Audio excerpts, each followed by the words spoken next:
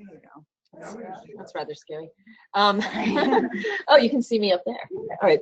I have a couple of announcements before I introduce our speaker. So for people who are tuning in on GoToMeeting, make sure that you have everything muted, both the sound and the video. And use the chat box to communicate and ask questions, but make sure that you're sending the message only to the organizer. So I don't really know what any of that means, but so I am delighted to introduce Joy Smith, a very recent completer of her dissertation here at Rutgers GSE in the Department of Theory, Policy, Administration. One of our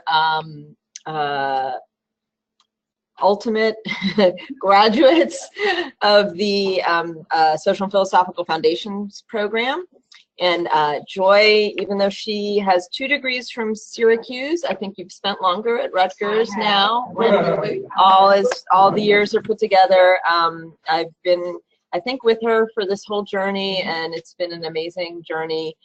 She has some really, really interesting work focusing on the experiences of African-American women who join traditionally white sororities, and really focusing on issues of racial identification and racial production in the American university. So let us welcome Joy and for a treat.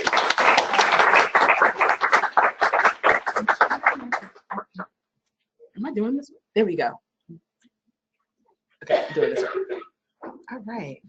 So everything is on, right? I just want to make sure before I start that everything is on. Say hi. Hi, everyone. Can you all see me? I can't see you, but hi, everyone. Welcome. Okay, now you can click on that one. Okay, thank you. All right, and just close that one. Okay. There you go. Okay, cool. All right. So first, I want to say thank you to everyone for coming. I'm always excited to talk about race and identity and all of those elements, just because it's been very important to me in my experience, just in general. And I'm very excited to see all of you here, because it's been a very interesting journey for me, 1, to get to this point, but 2, I think we all play a very important role in the education of young people just in general.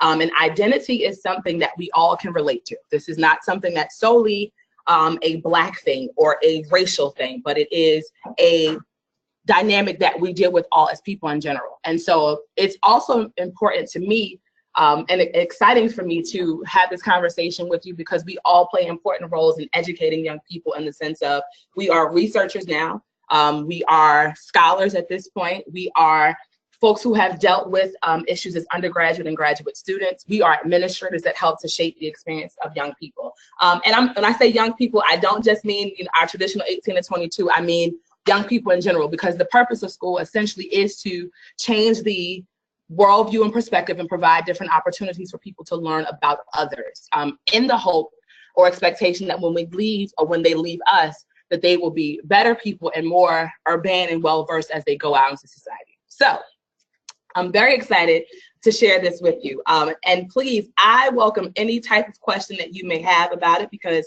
again, this is a learning and teaching experience, and I want to make sure that when we leave, everyone has learned at least one thing that they did not know about the topic. So again, no question is off limits when it comes to the topic at all. So I want to talk a bit about the topic and how do we get here in terms of the title. So the research is titled, as you can see, Black Like Me, Understanding Racial Identity Through the Experiences of Black Women in White Sororities at Predominantly White Institutions. That's a very long title, and that's why people are laughing right now. But I'm going to break it up into 2 pieces, and then I'm going to dig into what exists. So Black Like Me actually comes from a research project that was done in the mid-1950s. If anyone is familiar, there was a white sociologist who wanted to study the experiences of Black people in America during that time frame. So he dressed, for lack of a better term, he dressed as a Black man, did the color, painted his skin, lived in the southern part of the United States for an extended period of time to understand what it was like, because he wanted to look at the juxtaposition of what it was to be white in America versus being Black in America. Okay, so he did this, wrote the book, and it was called Black Like Me. For those of you who are familiar with James Baldwin was a critic of the racial experience in America just in general, very much so. But by the same token, he also wrote a number of pieces. One of them talks about his experience living in France versus living in the United States. And the crux of it is this.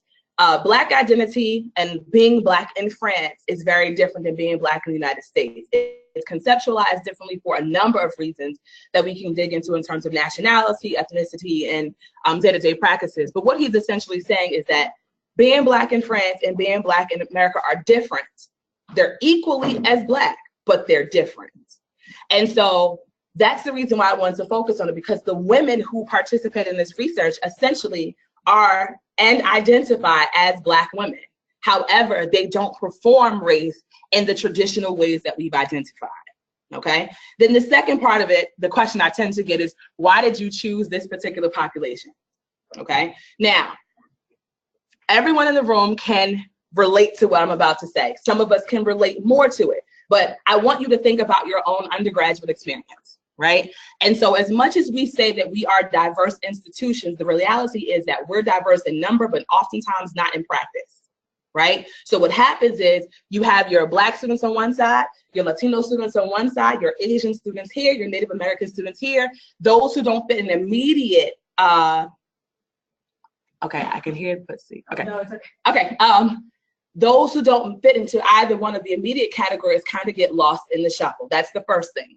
Second of all, for those of us who really can think about it and dig into our experiences, there was a way that your race was performed on campus. Okay, I can speak from a firsthand experience that as an undergraduate student, and again, many of you can attest to this, there was a way that being Black was performed on campus, right? So you lived in certain residence halls, right? You ate in certain dining halls. You participated in certain organizations, and you attended certain events. It may be the MLK events. It may be whatever forum that the Greek-lettered organizations put on. You were a member of one of the race or culturally centered organizations. So whether it was the Black Student Union, whether it was one of the more ethnicity-based ones, if it was the West Indian Student Organization or the African Student Organization, you were a part of one of these things. Those who did not meet one of these things on the checkoff list were often considered as outsiders of the community. And we've heard phrases like, oh, they're not really Black, or they've been called different names because they didn't meet these criteria. What we also know, again, for those of us who can really dig into this, one of the things that we also know is that the antithesis of being involved in the Black community on campus in a lot of ways, in terms of the social code, was joining a traditional sorority or fraternity. Because the understanding that was tied to that membership was they wanted nothing to do with their racial group on campus. And they wanted to totally eliminate themselves from that experience, right? That's how we kind of viewed it. And that's admittedly, that's what we often placed on those students as an identity.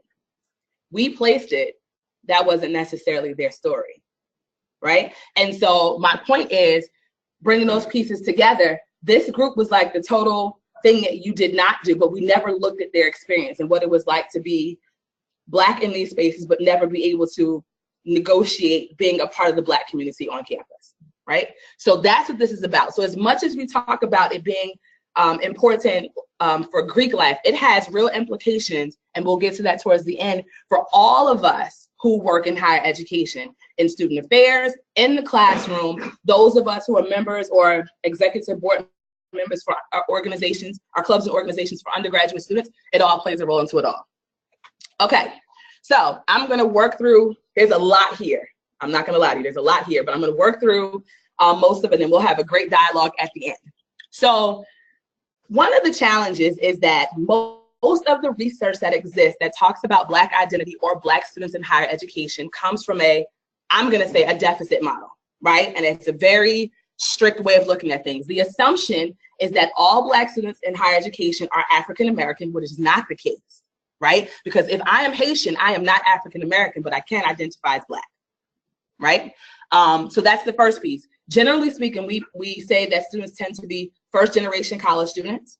They may be in need of additional support to make it through the undergraduate experience. and that their ideas of school or of higher education may not be what exists on that campus, right? So there's that piece of it. We don't look at, or the research doesn't tend to look at, the other factors that really color or diversify racial identity. So class, social economic status, and gender all play roles in how I view myself as a Black woman, right? Because I already said a Black woman. The other thing is that we tend to forget that, or we tend to assume that for everyone, or particularly for students of color, that racial identity is the most important identity for them. And that is also not the case, right? Everyone does not look at that. Everyone does not create a hierarchical structure in terms of identity.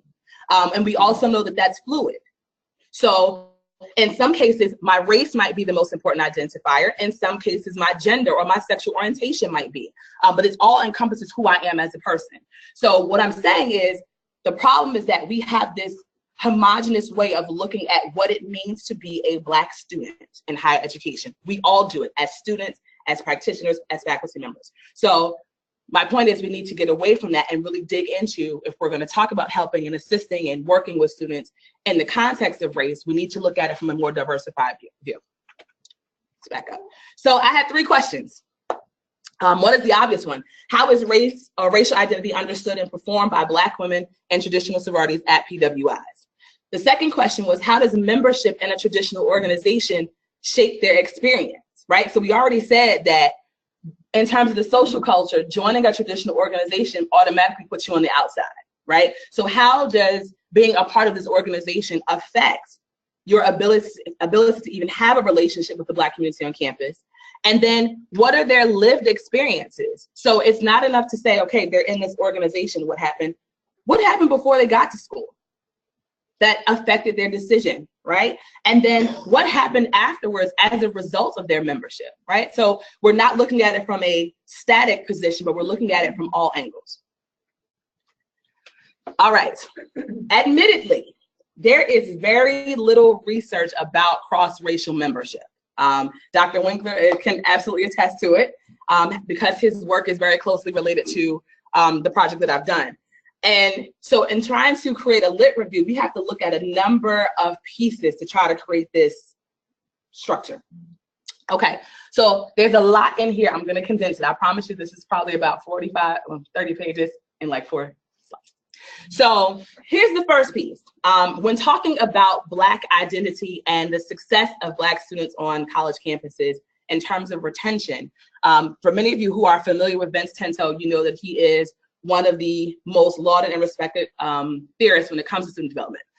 He offers that the morals and the values of the Black community are incongruent with higher education, specifically at PWIs, and that culturally centered organizations are essential to the success of Black students on campus because it allows them to fit in and to transition into predominantly white environments, right? So then it's backed up by work that a researcher did in 2003 that says that Black students need racially or culturally centered organizations on campus to ease their transition into the environment. He offered there was a few reasons why. One, because it allows Black students to connect with other faculty and staff on campus and develop relationships. It also allows them to participate in community service, but it also gives the opportunity for Black students who have not been or around a number of Black students or immersed in a Black community, the opportunity to connect and make that transition within their racial group. Okay, so there's that piece, that the values are incongruent. We need these student organizations for Black students to be successful on campus. They serve this role in helping them in the transitional process to develop relationships, and that it's important particularly for, not particularly, but for those who have been within Black communities prior to coming to college, but also for those who have not but want to engage in the community.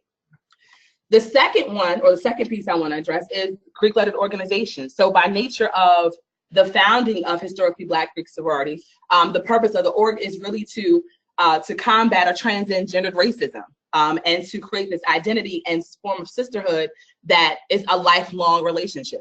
So it transcends all the social, economic, and other elements that have been that have served as discriminatory elements for Black women in higher ed, transcends all that, creates this avenue for them to work well in, sisterhood, and all those elements.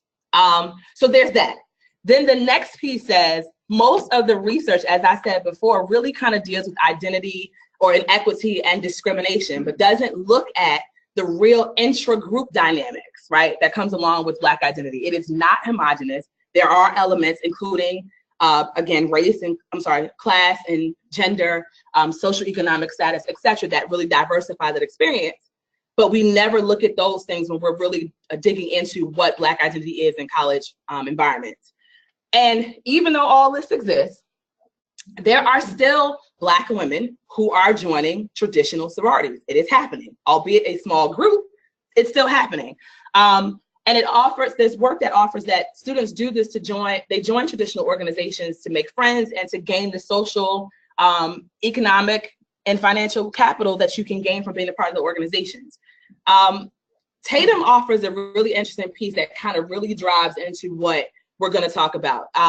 She offers that students who have had interactions or interracial interactions are less likely to look for racially homogenous groups when they get to college. So if I've grown up in a racially or culturally diverse community, then more likely than not, I'm going to look for the same thing when I get to college, which means I may not have an affinity or desire to join an organization that is all Black. Keep in mind, though, we're looking at Black identity from a perspective of it is all the same.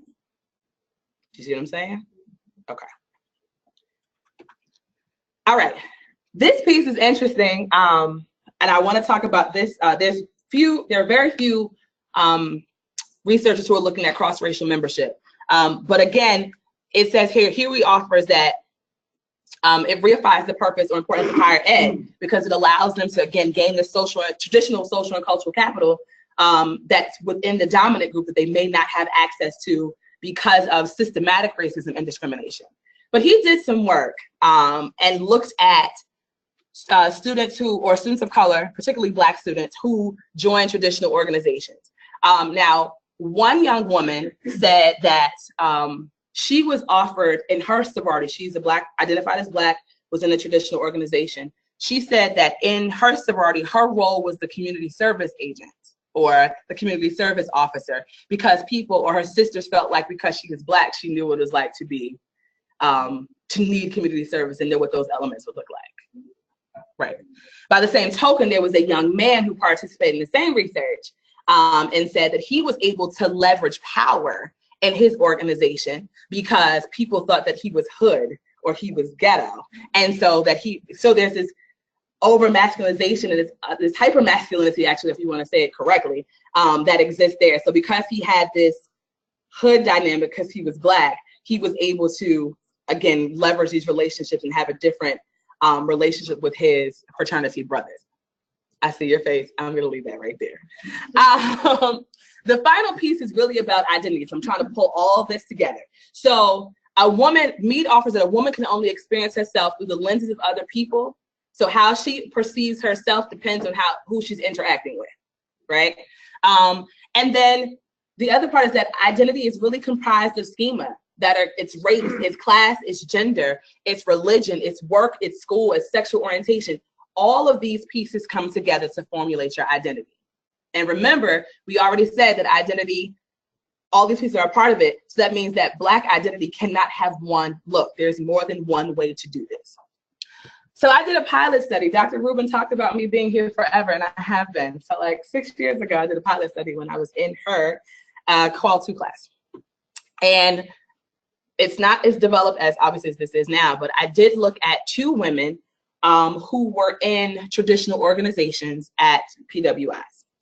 And so it's a few things that actually came out of it. The first thing is they did not want to identify as Black, right? Because there is a connotation or there's meaning behind that term. First of all, there are a lot of people who make Black and African American synonymous, and they are not synonymous terms. One is race, one is nationality and ethnicity, depending on how we construct it.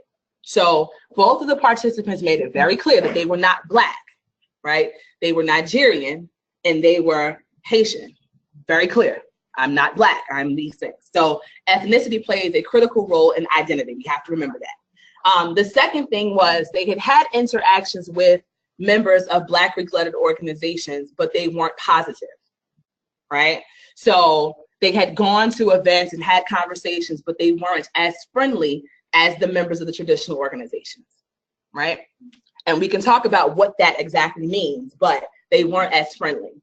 And then third, they didn't want a lot of the stereotypes or other identities that were associated with Black Greek sororities at the time on their respective campuses. So there was a lot of there were some negative things that were shared in terms of how they might have been gossiping with each other, how they were, how do I say this? So they were, I don't want to say disrespectful, but I will say that they didn't make that connection with a lot of members outside of the Greek community. So they didn't want those identities associated with them. They both said that they connected with a Black woman during the process of becoming a member of their organizations, but they had no desire to connect outside with their racial group or with the members of the Black women that were in traditional organizations on their campuses.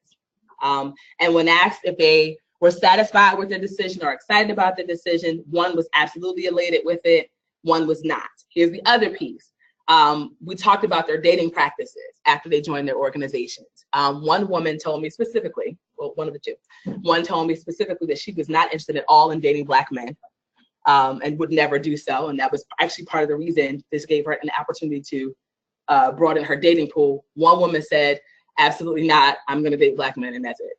So it was, when I say extreme dichotomy in this, it was. Okay.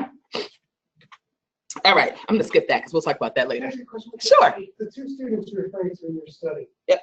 They didn't want to identify as Black? No, not at all. Because I've certainly seen, don't lump me in with African American if I'm not African American. Mm-hmm. Specifically, I'm not Black, I'm Haitian. I'm not Black. Yes. Okay. Because there is that understanding in some ways that Black and African American are the same thing. Right. No, I understand. Yeah. That. So if they see it that way, they're like, I'm not that because it's Black African American, right? So because of that, they're just like, no, I identify with my ethnic group or my nationality as opposed to, right?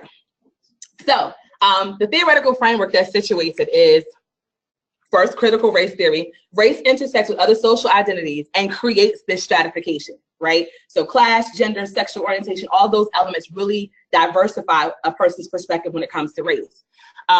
And the voices and experiences of people of color play a very important role. It's firsthand knowledge in helping to shape how we talk about race. The second one is multiple identity theory. It's pretty self-explanatory. We don't have one identity ascribed to us, but we tend to create a hierarchical structure or create this assumed hierarchical structure when it comes to it. And Boleg's work was really around medical and about health education. But what she was saying, she identifies as a Black lesbian woman. And so we tend to make identity static. So if I'm a Black lesbian woman, I'm only talking about Black identity. Then I'm only talking about my sexual orientation. Then I'm only talking about my gender, right? They're fluid. They're completely intersected, right?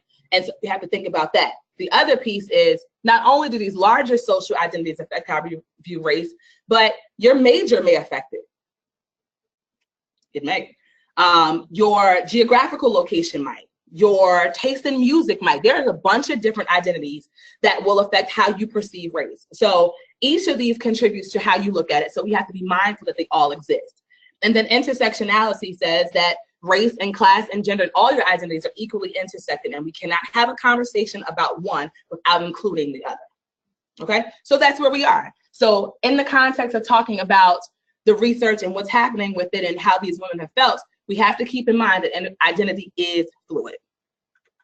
All right, I'm proud of my map, but I'm going to talk about it later. Incredibly proud of it, like work. But the technical research is in here. It's a transcendental phenomenological study. And the goal of it is to really understand the how and the why. Like, how do we get here? Why do we make these decisions? What has affected it? That's what we're looking at. Not where we are, but the entire picture. And then in terms of selection criteria for their research, so they had to identify as women. They had to identify as Black or as an ethnicity within the diaspora. And I made that very clear because if I'm Haitian, I am not African American, but I can be Black. I may not want to identify as Black. but they understand that this is all a part of one group, right? They had to be enrolled as an undergraduate student at the research site, and they had to be an active member of the organization. Now, for those of us in Greek-led organizations, we know that active has a bunch of different terms. But for this research, and according to the American Association for Fraternal Advisors, it is defined as a fully initiated member of the sorority. Okay, so it was a large-sized institution. They have an incredibly active Greek life system, and there was interest in the topic, and there was enough participants. We'll talk about that a bit later, but trying to find this particular group can be very difficult, right? So they exist clearly, right? But in most cases, you may not have 10, you may have 6 or 7, right? And someone could argue, oh, if it's 6 or 7 students, it's not that important. One, times are changing, and so the diversity of experience is going to change. But 2, if there's 6 or 7 here, and technically there are at least 22 institutions in the state of New Jersey, you got about 144 people. My math is wrong, but you get what I'm saying. There's about 100 people who this affects. And then again, it affects things outside of Greek life, but because we're using that group in that context, that's what I'm saying. So I did have 7 young women to participate, thank goodness. And we did 2 semi-structured interviews individually. Then we did a focus group. And then we did something called photo journaling. So they sent me for a week pictures of things that describe their identity. No people, but just things. Scenery, books, items, that type of stuff to help me understand who they were as people. And then I did a bit of ethnographical research. So I kind of went a little undercover, not really, but kind of undercover, to look at the practices on campus, what the Black community looks like, the Meet the Greeks events to understand the Greek structure, and the organizational fair on the campus, or the services fair, just to get some info. All right. It was purposeful sampling. Obviously, you saw the criteria. We use the snowball effect. So literally, there was one young woman who said, hey, I want to be a part of it. Okay, did our interview. The last question I ask is always, do you know someone who would be interested? And thank goodness, every single time they knew someone that was interested. So it worked out well. And those are the definitions in terms of the focus groups and what focus groups, the photo journaling and ethnography, which we kind of went through already. I did transcriptions, so sat down with the data. We did aggregation to figure out what instances or what things were critical or most important.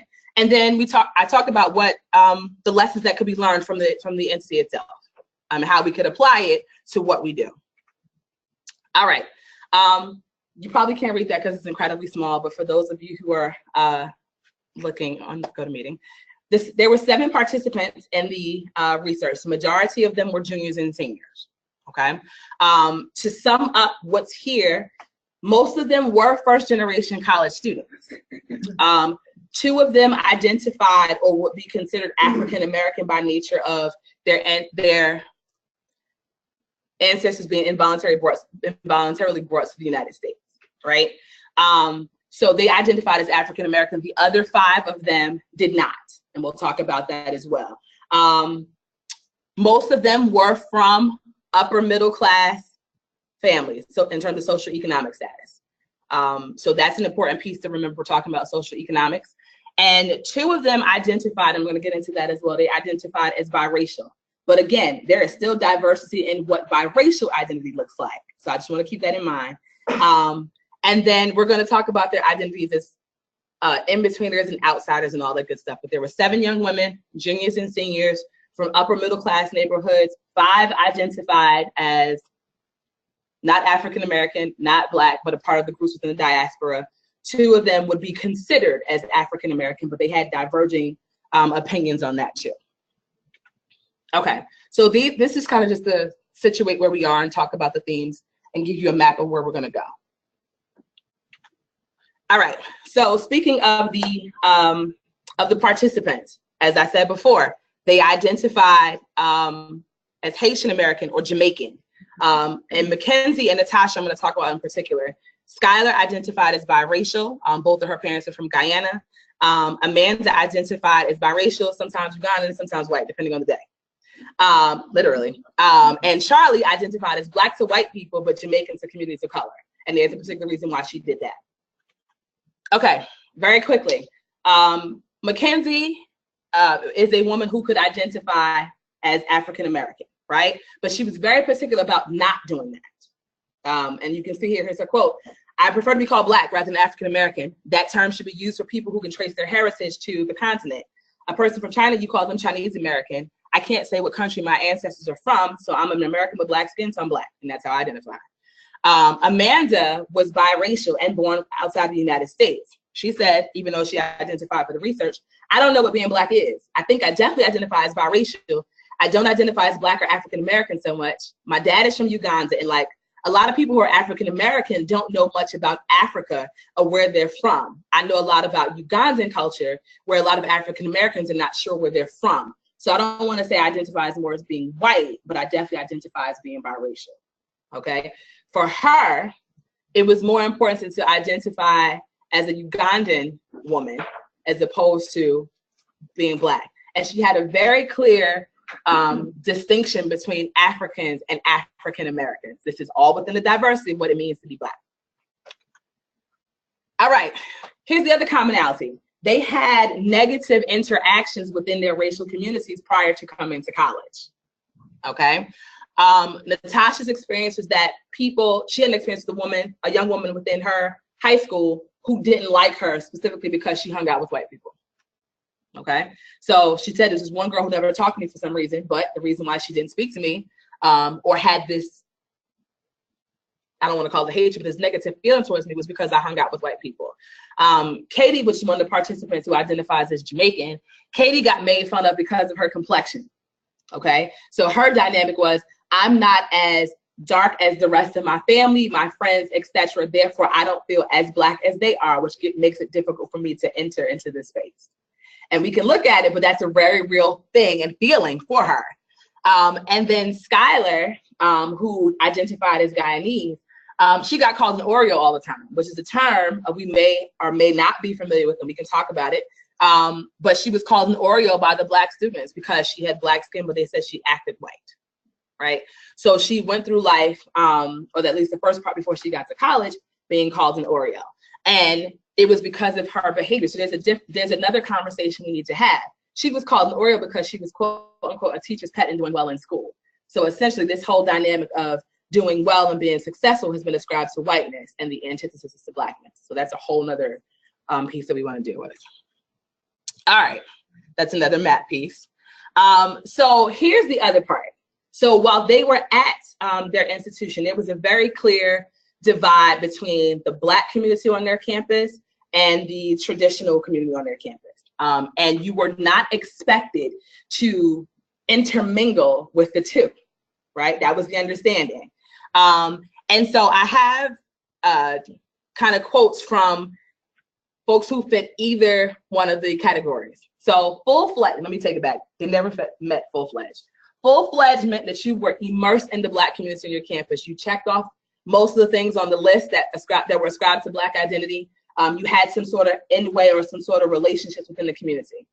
In-betweeners were the people who kind of were in it, but not really in it. So we only had 2 of those in there. And then the outsiders had no connection whatsoever with the Black community on their campus, okay? Charlie identifies as biracial, and to add to that, she identifies as a bisexual homeoromantic. Right, which means that she's attracted to men, but would only have relationships with women, and that further diversifies her identity, right? So she said she didn't even know how to connect because she didn't live in the right dorms on campus. I didn't know how to get in touch with Black people, and I didn't feel comfortable enough to say, oh, there's a Black student union meeting, I'm just gonna go, right? She didn't feel comfortable because of the negative interaction she had before. Outside of school. And the interesting part of what she says is, I just wasn't comfortable enough to be by myself in those situations. It's a culture that I know nothing about. I don't know how to interact with it.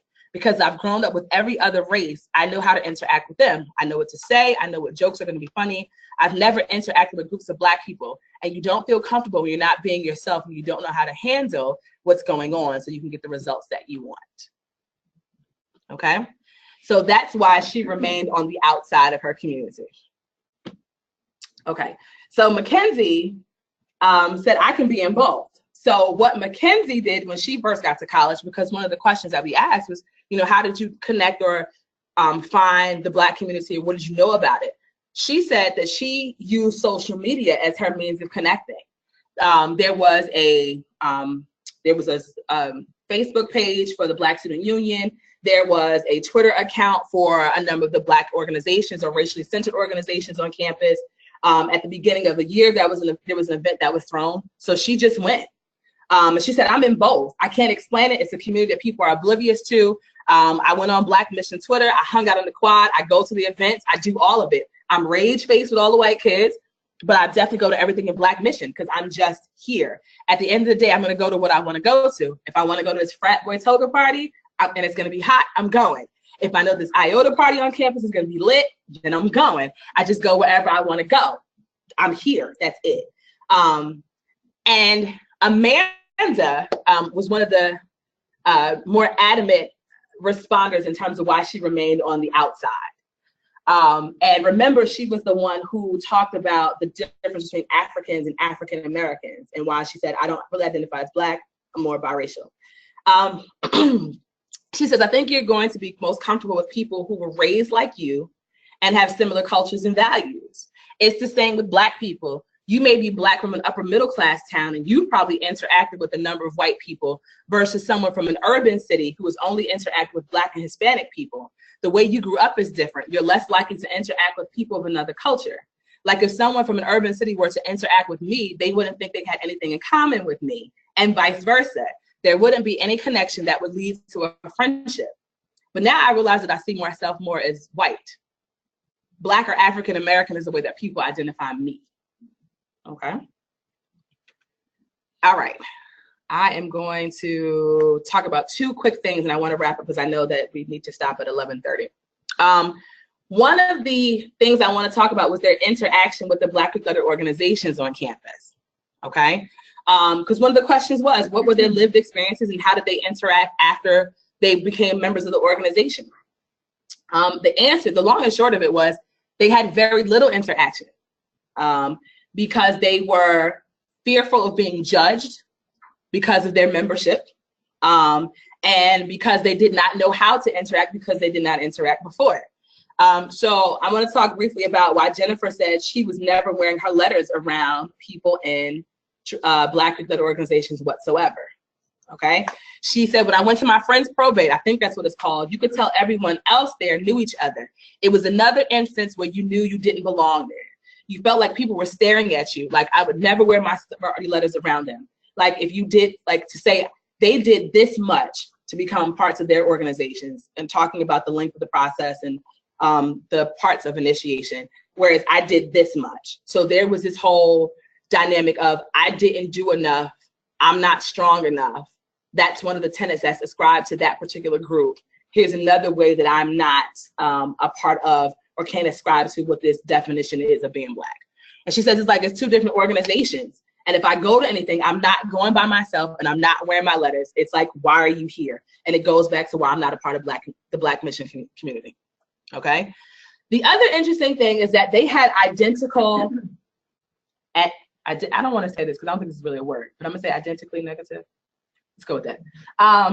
Experiences at the campus's organizations there. So at the research site, there's an opportunity for students to meet members of respective clubs and organizations on campus. If you've been on the college campus, you know most campuses have something like that, okay? So the Greek-lettered organizations were there, and all of them had very bad interactions with the sororities that were on campus. Part of it comes from the lack of understanding, which we talked about before in terms of cultural dynamics, right?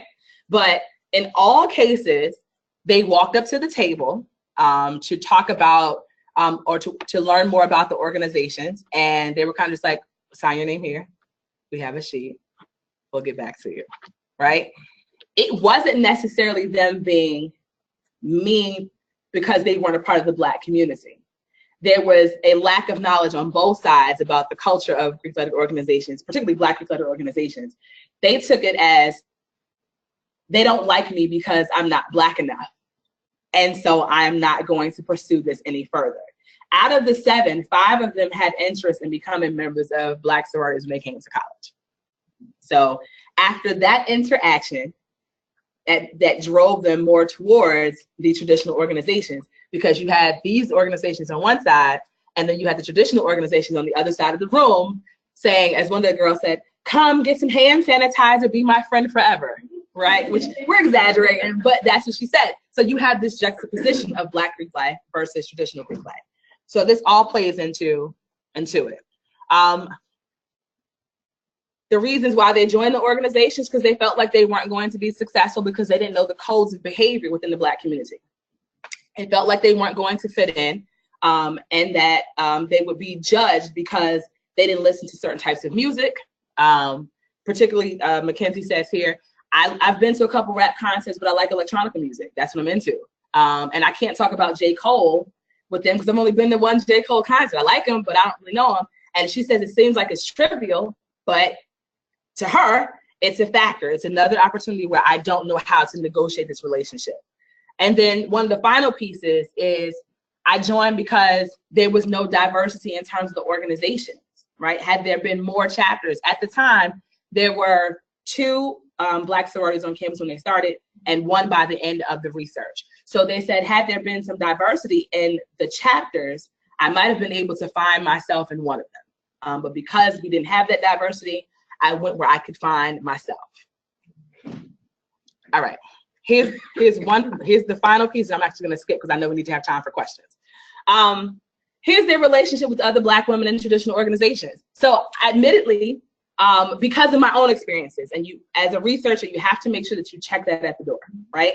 But admittedly, one of my things or assumptions was that they were a group of Black women within the traditional organizations, right? So I was thinking that they were, this is my assumption, because for me as a woman, Black identity is first, and I would look for that particular group, right? But that's not the case for them. They all said, we don't hang out with groups of Black people because that's the same type of thing we're trying to get away from. And in the recruitment process, they're not saying like, oh, there's another Black woman that's in here. They're just like, okay, cool, she's here. Because that identity is not most important to them. And one of the ones right here says, you know, I'm aware of the other Black girls in sororities, but I'm not gonna say, oh, I'm gonna hang out with her because she's Black. We're all just here. We're not Black, we're just women in sororities. So to answer the question of what their interaction was, it was very little, and they did not connect with each other and create this other subgroup. It was just, we're kind of sprinkled in. We are women first. Racial identity was not most important. All right, I'm gonna go back to that. So for them, oh, let me actually back up for a second. Let me do this. And I do this because, yes, bringing home a Billy. All right, so now we talked about what their lived experiences were. This is actually gonna be the last one that I'll open for questions because I wanted to get this part out here. So the question then becomes like, what are dating practices like for you? What are your social practices? Mackenzie says she dates outside of her race, but she's like, my friends are not cool with it, neither is my family. So she says, let's say I find someone outside of my race who's attractive. My Black friends are like, oh, you think he's cute? And I'm like, whatever, because I date outside of my race. My mother said, oh, you're gonna bring a Billy home. That was their definition of dating a white man, right? And then Skylar, interestingly enough, this is a combination of skin complexion and the whole dating dynamic. She was concerned and aggravated by the fact that she was exoticized. And again, I think I made up a word, but she was often looked at because of her complexion and in an exotic sort of way. So she's like, last weekend, 2 guys at 2 different times were like, oh, you're so exotic. And I'm like, if you say that one more time, and whatever you think is about to happen is not about to happen. And she'll say, they'll say things like, oh, you're so chocolate or you're so fit. And she's like, yeah, because I work out. And they'll be like, and I hate this. You're the hottest Black girl I've ever seen. One guy thought it was a compliment, but then he apologized. And she's like, if you have to apologize, then you know something is wrong. And then he's saying stuff like, I don't normally hook up with Black girls, but she's the hottest one I've seen. She says, thanks, but F you, and walked off. She's like, it's just very weird and I don't know how to deal with it. And then Charlie and Natasha were interesting because we're looking at So with Charlie, it was also sexual orientation and identity that was there, because we do know that sororities tend to replicate or encourage this whole traditional form of female identity, right? But here she is very clearly saying that she is a bisexual homo-romantic, right? Okay, so she's already in an interesting place, right? Just in regular sorority life, because we're doing formals and social events that are kind of geared towards us kind of meeting other men, but that may not be my case, right? But for the sake of, she knows that everyone is not comfortable, I'll say that, with her sexual identity. So she still kind of does the dating guys type of thing. So she said in her house, the rule is you can date a light-skinned Latino man, you can date an Asian man, you can date a Black man, you just cannot bring home a white man, okay? And Natasha, this is what I'm gonna leave off with. Natasha said, I wanna date Black men, but I don't know how because I'm still afraid of engaging with the community. Because so even though I'm in this place where I feel more comfortable on a daily basis, my goal in terms of dating practices is still to date Black men, but I don't know how, so I just stay single. Okay.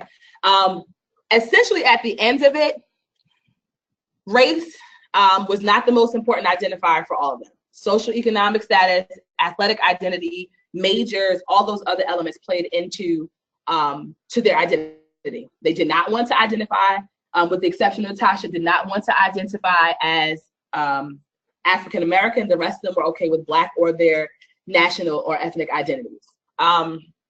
They wanted to be viewed as women first, with all these other identifiers as secondary and tertiary. And they knew that racism existed, but they felt like they needed to work within the context as opposed to working against it. Katie believed that neither sex nor national identity or anything else affected her, and it was all about her abilities and moral value and character.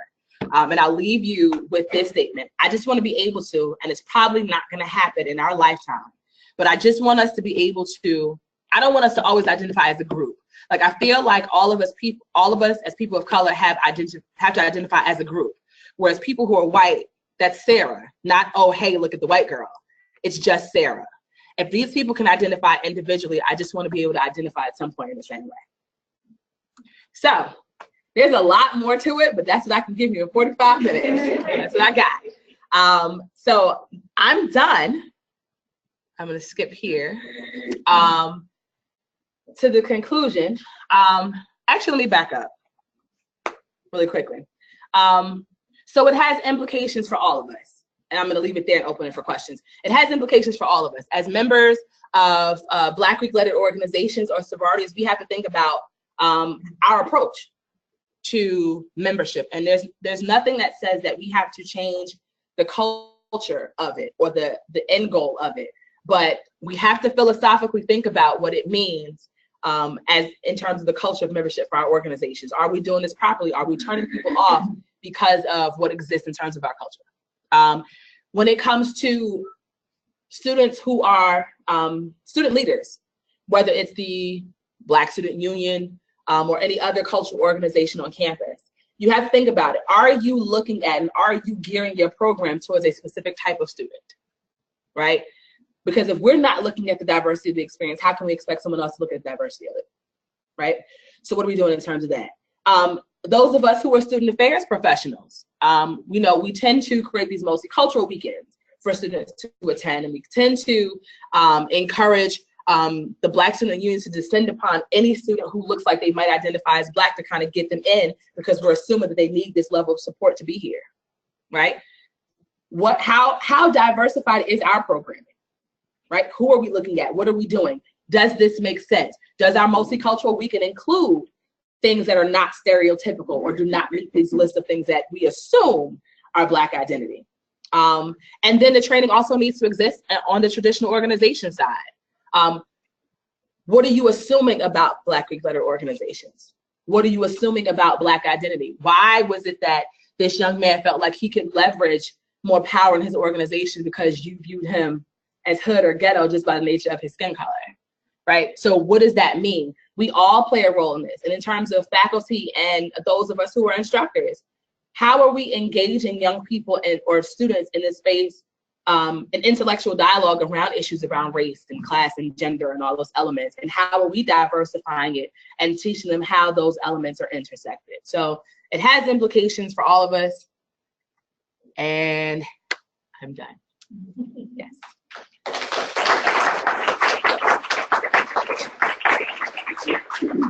Am I turning something back on?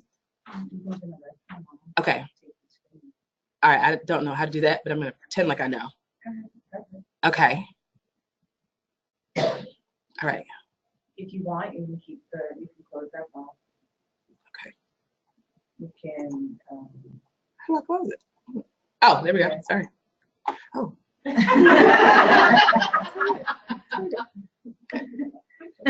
All right. Yes.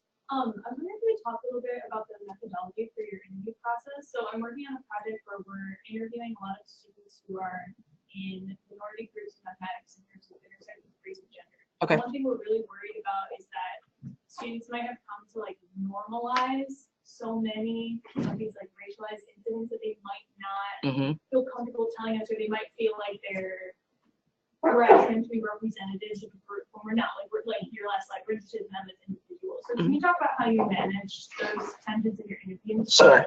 I'm trying to figure out how I can rephrase that. Yeah, sorry. Your methodology. Yeah, so the question is about methodology and how I address dynamics where people may have normalized racialized incidents or anything of that nature.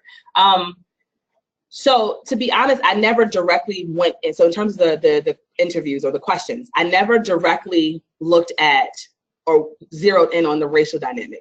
What I did was I talked about their lived experiences and said, can you share these things? How did you feel about them? And once that level of trust was kind of developed within the first couple of questions, then they started to offer these things. I didn't think this was necessarily important, or I didn't think about this until you said this. So the best thing I would say is, yes, there is that space where they might normalize it, but start with very simple questions where it isn't as sensitive, and then draw that level of trust where they feel comfortable talking with you, and then you can do that. And I'll tell you, when I first, my first draft of the question, I'm gonna be completely honest, was like, tell me a time where you felt like you were racialized, and like, tell me a time, how did it feel being Black, and tell me about a racialized incident that happened in your sorority house, making assumptions and going directly in and making it uncomfortable. And Dr. Rubin said, pull back off the bed a little bit, right? You gotta pull back. And you have to develop that sense of trust with your participants. So start with something a little less sensitive. And I'll tell you this too, I also didn't ask those questions to the second interview. So the first questions were more about the pre-college experience and let them talk about it. So when they came in for the second interview, they now had time to even think about and reflect on what they said in the first one. So they might say, oh, I forgot to tell you this. I didn't think about this until we talked about what happened in high school, if that makes sense. Okay, no problem. Yes. I had a question about, I believe it was Charlie, she was a bisexual. Yes. Did she have any contact with like queer organizations on campus, or did you have like support in that area? No. repeat the question. I'm sorry. The question was for the participant who identified as bisexual, homoeromantic. Did she have any connection with, or did she connect with any of the queer organizations on campus, or did she have any support in that regard? To answer the question, she did not connect with the organizations at all. And in fact, for the majority of the time, she did not talk about her sexual identity. It was around the end of her college career that she did. Her friends were supportive of it, so she didn't feel ashamed of it or felt like she was going to be ostracized in that way. And for her, she said very specifically that her racial identity was more important than anything else, right? So she was more concerned about being Black on campus and what that meant in her spaces as opposed to her sexual orientation identity. Yes. I have two questions. Sure. From the webinar audience. Okay, so the first, is there any data reading Black women's experiences as a member of both historically Black and PW sororities? Okay, do I need to repeat that question? No. Okay, so Thank you. by nature of the organizations, you can't be a part of two organizations. So you can't be an MPHC and an MPC org. So there's no research around that. I don't know if there would be any women who have been in one, denounced it, and joined another. But generally the practice is that you're not a part of two organizations. So to my knowledge, there's nothing that exists. And the second is regarding your identity and positionality for data analysis and conferences. Sure. Do you have personal experiences with sororities? Oh, yes. So there's a lot in that. So I am a member of a historically Black Greek-led organization. I'm a member of Alpha Kappa Alpha Sorority Incorporated. As an undergraduate student, I was also the National Panel and Council President, Chapter President on our campus. So that's the governing body for the historically Black Greek-led organizations. I've also been an advisor to two Latina sororities, a multicultural sorority, and 4 historically Black Greek-led fraternities. So there's that work. And beyond the Greek life piece of it, I was one of those people who was kind of in between the experience when I first got to college. I'm from Irvington, which is defined as an urban area. And I went to boarding school in New Jersey. And then I went to Syracuse as an undergraduate student. So there was a lot happening in terms of identity in those spaces. So there were pieces and ways, even outside of Greek life, that I was able to identify with the young women and some of their experiences. Yes, absolutely. Absolutely. I actually, this is an easy one because we talk about this. Yes. I'm interested in, the availability, the access of Black Greek organizations. You guys started talking about this today, but as an undergrad at Temple in the 80s, Black Greek life was vibrant and incredibly active. Especially at Temple. Right. Right. And the Alpha Kappa Alphas and the Delta Sigma Thetas and the Sigmas and the Qs. I mean, there was activity. Sure. And it was a really vibrant experience for a lot of students. You indicated in your study that by the time your study was done, there was only one Black sorority left on campus. Yeah. One of the things that I've looked at that we touched on is that there are these Black Greek organizations that are registered, but they're either suspended for hazing, or they don't have enough membership, or they have all these other issues that they run into to try and remain vibrant on campus. What was the potential of vibrancy on campus versus who was available during this study?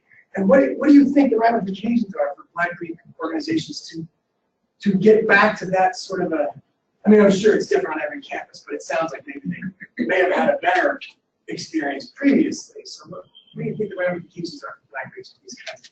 Let me see if I can synthesize it. So the question is about, so essentially what Dr. Winkler is saying is that when he was an undergrad, Black Greek-led organizations were quite vibrant and active, and the majority of the 9 organizations under the umbrella were active again on campus. And so at the end of the research, I talked about how there was only one historically Black Greek sorority on campus. So his question is more about how do we address, or how do we look at the vibrancy of the organizations? Is this something that can return essentially? And what are the ramifications of it? So I think there's a couple of things happening. So I think that Greek life has expanded in ways beyond when you or I were in college. So I was in college, I started 18 years ago. And when I was there, when I first started, the majority of the organizations were either historically white or MPHC orgs. Because we went to college in the turn of the century, right? So at that point, you saw a influx in Latino organizations. We also saw an influx in multicultural Greek-led organizations, right? And so that gave people different opportunities and different things to do. So then there is also the culture of Black Greek-led organizations that I don't want to say is less friendly, but I think by nature of what we do within the community and our purpose is a bit more stern. And if students are not necessarily looking for that, but looking for sorority or fraternity life as a means of largely the social component, that's going to change a lot of what happens. The other part is that there are some rules and policies that are put in place on college campuses that don't take into account that the Black population of most campuses is significantly smaller than our traditional population. So if the Office of Greek Life is saying that you have to have at least 10 members in every chapter, that does not necessarily work for Black Greek-led organizations. It doesn't. And so as a result of this, we went through a period, particularly for in 2000, let's say maybe 2003 to about 2012 or 13, and we're still seeing the effects of it now, where a lot of the chapters essentially died out, or were not necessarily even suspended, but died out because the numbers weren't there. The reality is there's a very different culture between those two types of organizations. We don't have space to live in on campus. If we're going to do that, that means that we are literally finding a house somewhere close by campus where we can all live together. In terms of our contributions back to the institution, I can say for my own organization, our giving back to our alma mater is to make sure that another student can afford to go to school, right? So we give to a scholarship that allows students to be able to afford the dynamic of going to college, as opposed to pouring into what the sorority life may be. So I think that plays a very big role in why the chapters have died out. There is a resurgence though. And if you look across the country, you can see the chapters are starting to come back. But then we have to look at, again, because the scope of Black identity, the scope of Greek life identity has now changed. So then we have to look at it from a very contemporary and forward-thinking perspective and decide how are we going to make sure that our programming and everything else that we do is in alignment with how society is changing without losing the tenets of our works. Yes, sir. Good question. Sure. What kinds of institutions did these folks attend, and what were their majors? Because it seems to me, if you attended a more elite university, you would likely run into Black folks representing like different kinds of backgrounds. Right? Sure. Like if you're a small state school, you might run into like folks who, like for instance, if you're like I went to King, like most of my friends were King Black folks who were East Orange or Newark or urban spaces. Yep. If you had a larger school, or if you were like a more prestigious school, you might run into people who represent like really different kinds of like class background. Okay. So the question was, what institutions did the participants attend? Because arguably, if you are at a more elite institution, then you're more likely to see the diversity within identity, because you may have students from urban areas, those who are from more affluent areas, and they would all be in the same space. To answer your question, they were all actually from the same research site. So there was no differentiation. It was a large institution, and the diversity, unbeknownst to them, actually did exist within the Black community. But it was that preconceived notion that all of Black identity is done in one way. So they never kind of ventured into that space. The only one that was willing to do it was Mackenzie. And Mackenzie did it. Her background is that she grew up in the southern part of the United States. She attended a Black church. She worked for her church's vacation Bible school camp. So she had these, and she still had her Black friends from home. So she still had these reference points, and she wasn't afraid to venture into the space. To your point, because the second part of the question was what were their majors? To your point about her, she was business major. So there's a different personality that comes along with being a business major, right? The other students were psychology, one was sociology, one was public health, and one was health education. So that's interesting. I would assume that someone who is a sociology major would get it, I mean, for lack of a better term. I would think, but I mean, they at least have conversations that, about structure. True, but I think the other part we have to look at is what were their experiences prior to coming. And so if you're saying that you have very little experience or interaction with your racial group prior to coming to college, the interactions that you have been negative. So my emotional memory is this has been a bad experience. I'm not necessarily geeked about trying this. And if I hear from other people that this experience has been negative, I'm definitely not stepping foot at it, right? So I think that was a large part of it. So yeah, to your point, I think, and sociology, yes, deals with the intersection of these different identities, but along with what I just said, the other part is that race was not the most important factor for them. So they may not even be looking at the scope in the same way. Yes. So my question has to do with the sampling methodology, because I think that the answer, your question and the answer relate to the idea of how you found these women. Absolutely. Because arguably they're hanging out with people, they're recommending people that they're hanging out with, and the people that they're hanging out with are probably people that they feel comfortable with, which may well be not other kinds of groups of people that they're not interested in venturing. So I'm curious how do you think your sampling might have affected your findings? Not so much as a criticism, I'm thinking as a reviewer, I think someone might raise a question about that. So what would you say? Okay, so the question was, how do I think that the sampling method, and again, to mention before, the sampling method was, we connected with the office, or I connected with the Office of Greek Life on campus. A letter was sent out to all of these traditional organizations, and they read the letter to their chapter members, and anyone who was interested in participating contacted me. The first person contacted me, did the interview, and then after that I asked her, was there anyone else who may be interested in participating? And she said yes every single time that happened, so that's how I got the pool. The question was, how did the sampling affect the findings, essentially is what you're asking. So to your point, yes, I would say that they definitely had similarities.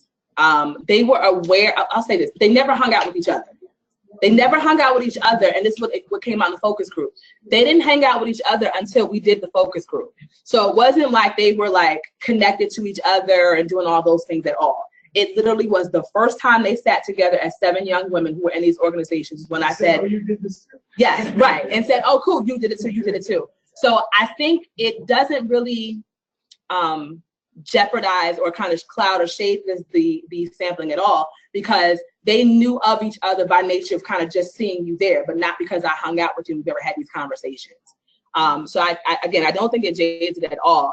I would be interested though, in terms of further research, to take it outside of Greek-led organizations, because that is a contained space, and kind of see who are these other people who don't even have this avenue, right? Who may not even be in organizations at all, right? And I mean just general clubs and organizations, period, that are kind of like floating around trying to figure this part out and don't even know how to negotiate any of it. And then from a very, I don't want to say technical, but from a retention perspective, I'd be interested to see how long did it take them to graduate? How did they feel about the college experience? What were some of their trials, you know, in any regard, and how it affected their academic well-being? But to answer your question, I don't think it affected it negatively or jaded it at all. Yes. There's a part of your analysis in this work talk about the potential that we spoke of internalized racism. I have not addressed it, admittedly, but that is the next step with it. Because so in the conclusion, I do talk, I'm sorry, I need to repeat the question. I apologize. Does my analysis even address or kind of get to the points of internalized racism? And to answer your question, no, the analysis does not dig directly into it. There are elements where you can see it in the findings, but in the conclusion, I definitely talked about, well, in the reflection, I talked about how they had preconceived notions about what Black identity was themselves. And so they were already going in saying that there was no diversity, or I would be the diversity because I am not African-American, first generation, any of these resources, and my morals and values not incongruent with identity, with higher education. So it existed. One girl said, you know, I can't hang out with Black people. I don't know how to dance. I don't know how to twerk. These are things that they said in their interviews. And so that's already letting you know that there is this existing thing. Or I don't talk hood or say things like yo, yo, whatever. This is what's in there. So at these points, you can see where that it does exist. So that would be part of the next step with this. Like, not only, they talk about how they were affected. The next step is, so what did this do in terms of your interaction, because you already had these stereotypes existing. So one of the things that I was hoping you were going to touch on, that you talk about individually, but I was wondering within some of your participants specifically. Mm-hmm. In my work, one of the things I keep going back to is W.B. Du Bois's quote about how as a Black individual, you forever feel attuned. Sure, absolutely, double consciousness. Right. Mm-hmm. So a lot of the reactions that I got from some of my participants was this notion that even within themselves, mm-hmm. there was this sense of doing that community. When I'm with my family, mm-hmm. I'm this kind of African American or Black person. When I'm in my business school classes, I believe I'm expected, or I feel that I act differently and I talk differently. Mm-hmm. And I'm wondering if you had any response from your participants about even internally seeing themselves in multiple identity roles and experiences as they navigated that process. Okay. So the question is about the participants themselves and whether they saw themselves negotiating Black identity in different spaces, and drawing from W.B. Du Bois's notion about two-ness or double consciousness. To answer the question, they did not look at Black identity as a primary thing. So their only point of negotiating identity was more like, I'm okay being the Black woman within my multiracial group or my diverse group, but I don't know how to be Black with the other group. Again, going by these preconceived notions and stereotypes of what Black identity looks like.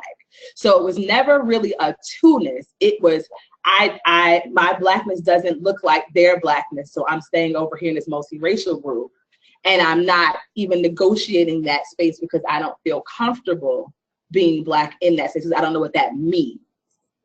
That's a bit different than double consciousness. Do you think that's because you only have one participant who identified specifically as African American?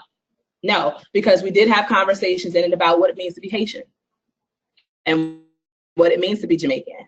And even in those spaces, well, one of them felt that, she could be Haitian in her space, but she still was an outsider because she didn't speak the language. She didn't know how to cook the foods and all those other things. So it wasn't a two-ness. It was just, I'm an outsider. So they're not negotiating Black identity in that way. It's more like, I don't perform in a stereotypical or traditional ways as they've been defined. I mesh well and stuff. Yes, ma'am. Just a quick one. This is wonderful. Thank you. noted a resurgence in Black Greek letter organizations. How do you account for that? Well, there's a lot of factors that I apologize. I did not repeat the question.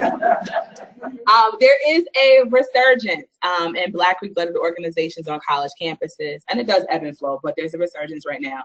And how do I account for that? So that's the question.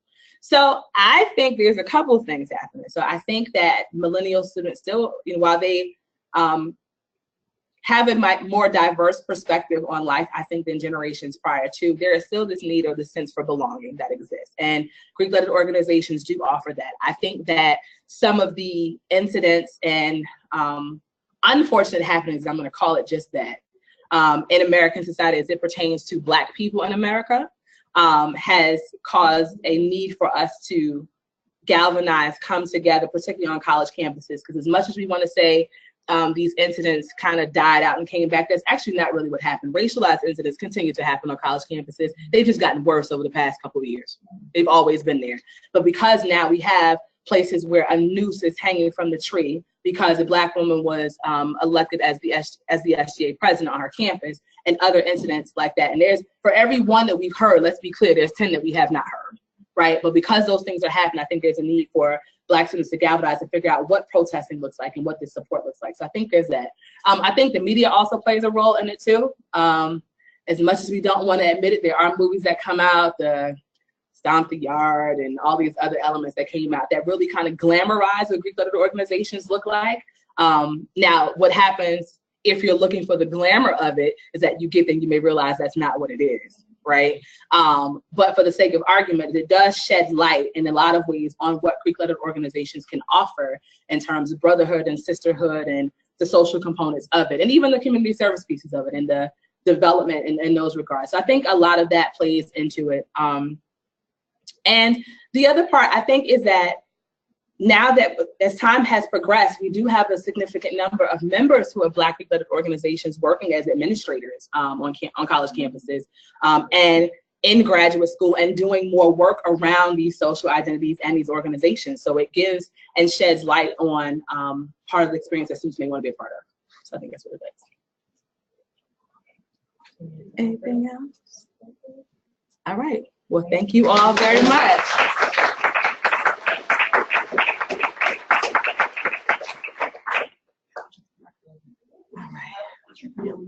Thank you. I'm super excited about my research. Thank you. Thank you. Oh, thank you, Rachel. Thank you, everybody.